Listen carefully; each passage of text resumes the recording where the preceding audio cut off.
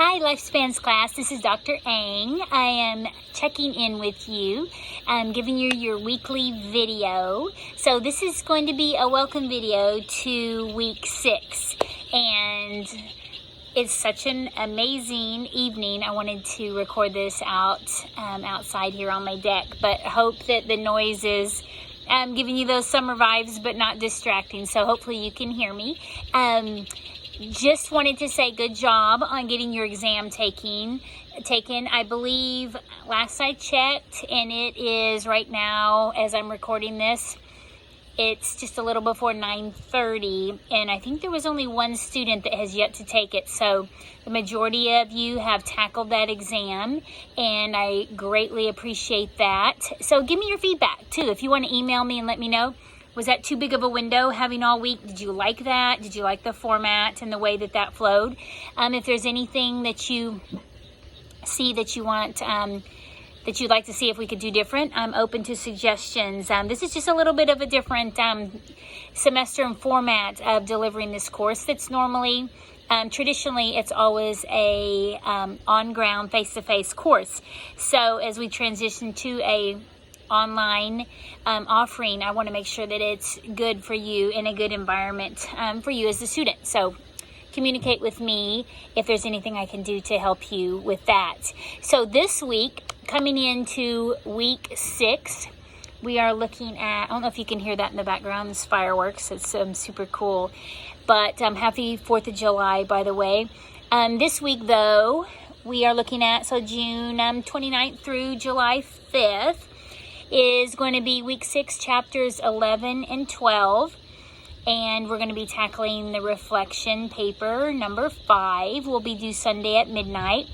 And we're looking at identity versus role confusion. And I know you are following the natural foundation and build up of Erikson's stages. So you're going to know that we are coming into now adolescence. So just if you heard that, you would probably know. Identity versus role confusion. That's it hits at all stages, but that is kind of specific to the adolescent group. When people are, you're faced with that. I'm kind of a child, and my caregivers have always kind of guided me and told me what to think and how to think. But now I'm making these, as I transition into my own independent adult, I'm trying to make that transition and trying to figure out what I believe and what I feel and what my moral compass is going to be, and what's going to guide me to an absolutes of right and wrong, and where that gray area is, and just what compass I'm going to use to set what's right and wrong for me moving forward as I become more of an independent individual as I move into young adulthood in our next stage. So identity versus role confusion. Also in this stage, we'll notice that you're transitioning from your identity is not as much in your family unit as it is more in your friend group. And that can either be good or bad depending on the friend group and where you kind of find yourself as an adolescent. So the challenges that are there, also specific to the adolescent, is we have, sadly, eating disorders, different things as far as perception, role perception, body image, all that is encompassed in the adolescence. And let me pull up some other things. Let me move this over just a little bit. Another big one is graduation rates. Not good stats in the state of Oklahoma for high school dropouts. So be thinking as you're going through this, if this is a passion of yours, or even if not, just it's our responsibility as citizens living in the state of Oklahoma.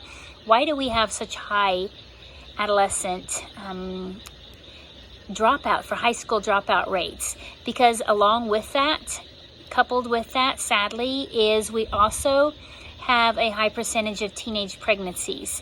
So not really stellar performance for us in the state of Oklahoma. We got a lot of work to do.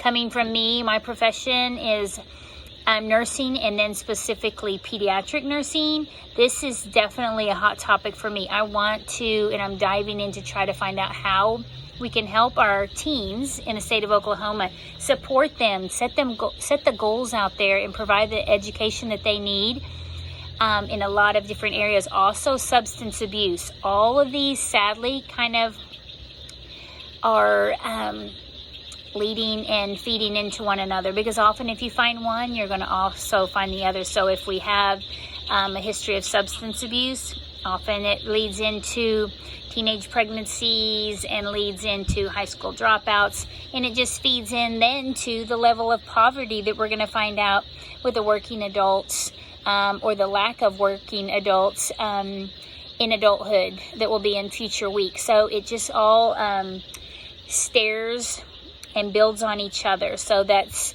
an important thing to know as you go through this. We've got some stats on here. So chapters 11 and 12, go through the different resources that we have on there, and just kind of form some of your own thoughts and opinions on that. And if you have anything that you think is a golden nugget you'd like to share, please hop on. You can even start a discussion board and throw some ideas on there if you would like. But definitely we have some very incredible, rich conversations when we get to be face-to-face. And I miss that about this offering.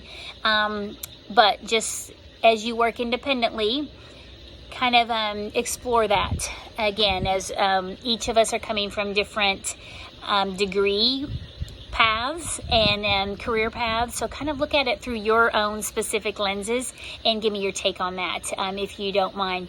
But again, this time, now that we have our exam behind us, just a reflection paper due Sunday by midnight, and everyone seems to be doing pretty good in the course. You have a definite flow for how the course is going. And the only other thing that's going to be different, other than the occasional exam, we'll have an exam 2 and then an exam 3. The only other thing different will be that character analysis presentation. So if you want to jump ahead and work on that, feel free to do so. If you have any questions, feel free to give me a text, email, however you want to do it. And also, if you'd like to request a Zoom, I can also meet with you, and then we can meet face-to-face if you want to go over anything specific to any of the assignments or the character analysis presentation. But it seems everyone has kind of gotten the flow, and I'm going to look at the exam scores and see how everyone did. If we need to make some adjustments for exam 2, I am certainly open to that, doing that. But I'll communicate that early. So just this week, go ahead and just kind of kick back, dive into the adolescence. Wasn't too long ago that the majority of you were probably in that stage. So it should be relatively easy to kind of remember and pull from your own personal experience and that of your friends or family members. But just try to strive to give a scholarly submission for those reflective papers. APA, just keeping it strong.